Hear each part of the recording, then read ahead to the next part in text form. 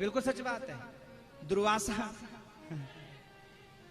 आपको एक बात बताऊं, दुर्वासा महात्मा एक बार आए। हाँ,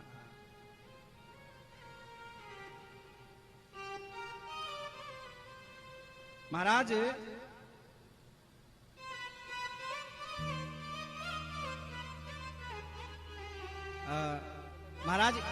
दुर्वासा जी महाराज जब आए तो सज्जनों, दुर्वासा जी महाराज जब आए तो गोपियां उनको भोजन कराने के लिए जाने लगी। भोजन कराने जाने लगी तो जमुना जी थी, जमुना जी के पल्ली पार थे वो।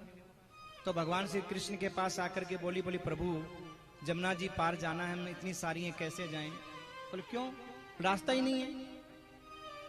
तो भगवान श्री कृष्ण ने कहा जाकर के यमुना को बोलना कि अगर भगवान कृष्ण अखंड बाल ब्रह्मचर्य का व्रत रखते हैं, बाल ब्रह्मचारी योगेश्वर हैं, तो रास्ता दे दो। गोपियों ने भगवान की ओर देखा, बोल क्या रहे हैं ये, जाओ बोलो। और जैसे ही महाराज जाकर के कहा तो जमुना जी ने रास्ता दे दिया। गोपियों ने कहा वाह भाई, बड़ी गजब की बात है। दुर्वासा जी के पास में गई, भोजन करवाया, खूब चकाचक खिलाया पिलाया, जल पिलाया। लौटने लगी, फिर रास्ता बंद। तो दुर्वासा जी के पास में जाकर के कहने लगी कि जब आए थे तब तो महाराज भगवान ने मंत्र बता दिया था, आप भी कोई मंत्र बता दो। तो दुर्वासा जी ने कहा जाकर जमुना को बोलना कि दुर्वासा महात्मा दूब के रस के अलावा अगर और कुछ नहीं लेते हैं, न पीते हैं, तो रास्ता दे दो। गोपियां देखने लगी, अभी हमने इतना सारा खिलाया है पिलाया है, ये बोल क्या रहे हैं। और जैसी जाकर के यमुना को कहा, यमुना ने रास्ता दे दिया। तो सजनों ये सत्य है, कभी कभी हमारे आंखों का देखा हुआ भी भ्रम। देखिए परमात्मा सर्वसमर्थ है, ऐसा कौन सा स्थान है जहां भगवान नहीं है। पर भगवान का जो वास्तविक स्वरूप है सजनों, वो अखंड ब्रह्मचर्य के रूप में है, योगेश्वर के रूप में है, ध्यान रखिएगा। और जितनी भी आप देखते हो ये सब लीलाएं हैं भगवान की, इन लीलाओं को देख करके भ्रम में मत पड़ जाना। हाँ, ऐसे ही बाबा श्याम जिनका हम वंदन करते हैं, पूजन करते हैं, ये बर्बरीक के रूप में जब थे तो इन्होंने महाराज इस बात को नाग कन्याओं से कहा कि देवियों मैं अखंड ब्रह्मचारी हूं। बहुत सुंदर सजनों। इसके बाद में वहां आए जहां पर वो विजय नाम का तपस्या कर रहा था ब्राह्मण सिद्ध सेन, इनको नाम प्राप्त हुआ है, उनकी तपस्या सिद्ध हो गई है इनके कारण। और इसके बाद में विजय ने कहा कि ये जो भभूति है ना, ये भभूति तुम ले जाओ। जो राख थी ना भभूति, चमकीली महाराज भभूति पड़ी थी, स्वर्ण भभूति वहां पर, तो कहा इसको तुम ले जाओ। तो महाराज उन्होंने कहा कि इस भभूति को हम नहीं लेंगे। क्यों, हमें चाहिए नहीं, हमें क्या करना है। तो कहा नहीं नहीं तुम लेकर के जाओ इस भभूति को। उन्होंने कहा नहीं नहीं हमें भभूति नहीं चाहिए, हम लेकर के नहीं जाएंगे भभूति को। तो महाराज उसी समय देवियों ने प्रकट होकर के कहा इस भभूति को तुम लेकर के चले जाओ हे वीर बर्बरीक। क्यों, अगर ये कौरवों के हाथ लग गई तो धरती का विनाश हो जाएगा। ये भभूति कोई साधारण नहीं है। जिस बाण पर लगा करके तुम इस भभूति को छोड़ दोगे तो पहले बाण में चाहे हजारों लाखों करोड़ों योद्धा क्यों न खड़े हों सामने, एक बाण मात्र से महाराज वो उनके मृत्यु स्थान को महाराज पता लगा करके और वहां पे स्थान बना देगी, चिन्ह लगा देगी कि यहाँ इसका मृत्यु स्थान है। और दूसरे बाण से उनके प्राणों को खींच करके लेकर के आ जाएगी, तीसरा चलाना ही नहीं पड़ेगा। ले जाओ। और सोचो ऐसी भभूति अगर उनको मिल जाती कौरवों को तो क्या होता। हाँ, इसलिए देवी ने कहा ये भभूति तुम लेकर के जाओ।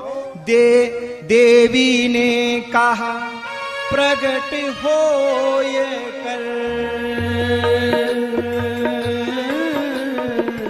पुत्र न जाना भस्म छोड़ कर। श्याम मेरे श्याम मेरे श्याम बाबा श्याम, श्याम मेरे श्याम बाबा श्याम मेरे श्याम। और महाराज देवी की बात मान करके उस भभूति को बर्बरीक जी लेकर के आए, वापस उसी स्थान पर आ गए जो गुप्त क्षेत्र है, जहां महिसागर जिस क्षेत्र को कहते हैं, जहां बाबा ने तपस्या की थी, जहां बर्बरीक जी ने तपस्या की थी। बहुत सुंदर सजनों, वहां पर एक बहुत ही सुंदर तालाब था, सरोवर था। भीम और चारों पांडव महाराज द्रौपदी के साथ में भीम और चार महाराज, ये 5 पांडव है ना, तो भीम एक हो गए और 4 और जो इनके भाई हैं वो 5 पांडव एक साथ में द्रौपदी के साथ में सजनों वहां पर भ्रमण करते हुए, भ्रमण का मतलब उनको जब वो वन में महाराज वो भटक रहे थे, वनवास काट रहे थे अपना, तो भटकते भटकते वहां पहुंच गए महिसागर। पांडवों ने धरती का कोई कोना नहीं छोड़ा जहां गए नहीं हो, क्योंकि ज्यादा जीवन तो विचारों का वनवास में चला गया। अब देखो महाराज, 12 वर्ष का वनवास, 1 वर्ष का अज्ञातवास कम होता है क्या? कितनी महाराज उन्होंने पृथ्वी की परिक्रमा कर दी, चारों ओर कहीं भी चले जाओ धरती के कोने में आपको महाराज हर जगह कोई न कोई पांडवों की एक गाथा मिली जाएगी कि यहाँ पांडव आए थे, उन्होंने इस देवता की स्थापना की, उन्होंने यहाँ एक लीला की, आपको मिल ही जाएगा। सजनों वहां पर क्या हुआ, पांडवों को प्यास लगी तो कहा कि जाओ भीम, तुम जाकर के पास में सरोवर है, जल लेकर के आओ। अब सजनों बर्बरीक जी उस जल से माताओं का पूजन करते थे। अब बिना हाथ पैर धोए ही महाराज अंदर घुस गए और नहाने लग गए, थके तो थे ही थे, नहाने लग गए। बर्बरीक जी ने मना किया, इसमें मत नहाओ, ठहरे हुए जल में नहाया नहीं जाता, ठहरे हुए जल में आचमन किया जाता है, और नहाना हो तो जल लेकर के दूर लेकर के जाकर नहाओ महाराज। जो कुंड है, ठहरा हुआ जल है, पवित्र जल है, उसमें अगर स्नान करोगे तो सजनों धीरे धीरे वो जल दूषित हो जाएगा। हाँ, कहा तो ये जाता है कि गंगा जमुना में भी स्नान करने के लिए जाओ तो पहले स्नान करने के बाद जाओ।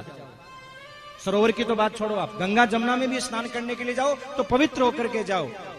और हम लोग हैं कि गंगा जमुना में नहाते हैं तो कपड़े भी धो लेते हैं, साबुन भी लगा लेते हैं, शैम्पू भी लगा लेते हैं, थूक भी देते हैं, पता नहीं क्या क्या कर देते हैं। हाँ, बहुत दोष लगता है मेरे भाई, गो हत्या का पाप लगता है। बर्बरीक जी ने भीम को समझाया, नहीं समझ में आया, नहीं माना है, नहाता रहा भीम कुंड के बीच, जो स्नान बंद जल करे वही कहावे नीच। ब्रह्म हत्या सम होत है ऐसी करनी आप, इंद्रिय वश जो होते हैं वही भोगते ताप।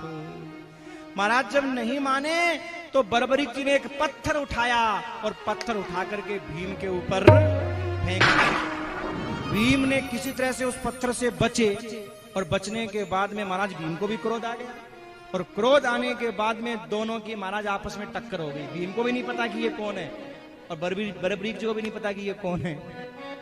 बर्बरीक जी के क्या लगे, क्या लगे, दादा, और ये कौन है, पोता। दादा पोता आपस में लड़ पड़े महाराज दोनों। भीम बली के सामने खड़ा रहा वो वीर, एक वीर तो वीर था, दूजा था महावीर। बोलो श्याम प्यारे की जय। कहते हैं भीम तो वीर ही थे, लेकिन बर्बरीक जी महावीर। और उठा उठा करके भीम को ऐसा पटका कि महाराज बेहोशी हो गई, और बेहोश होने के बाद में इतना क्रोध आया कि उठा करके महिसागर में फेंकने के लिए चल दिए।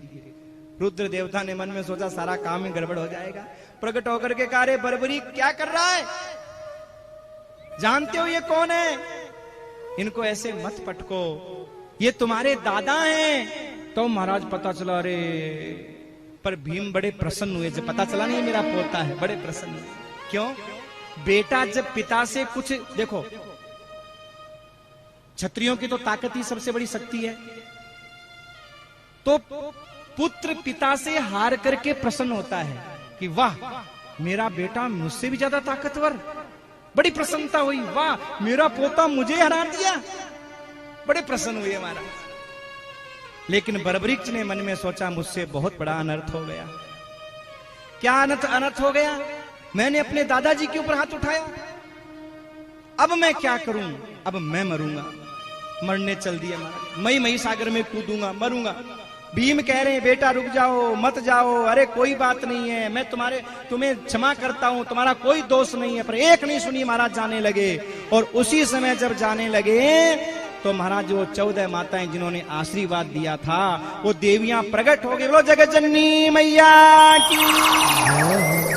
देवी जी समझा रही नीत अनीत की बात अनजाने जो हो गया, विस्मृत कर दो बात।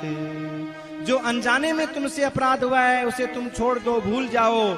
लेकिन महाराज नहीं माने तो देवियों ने कहा सुनो, अगर तुम देही छोड़ना चाहते हो तो थोड़ा समय का इंतजार करो। माता देवियों ने कहा है फिर भी चाहते देह छोड़ना,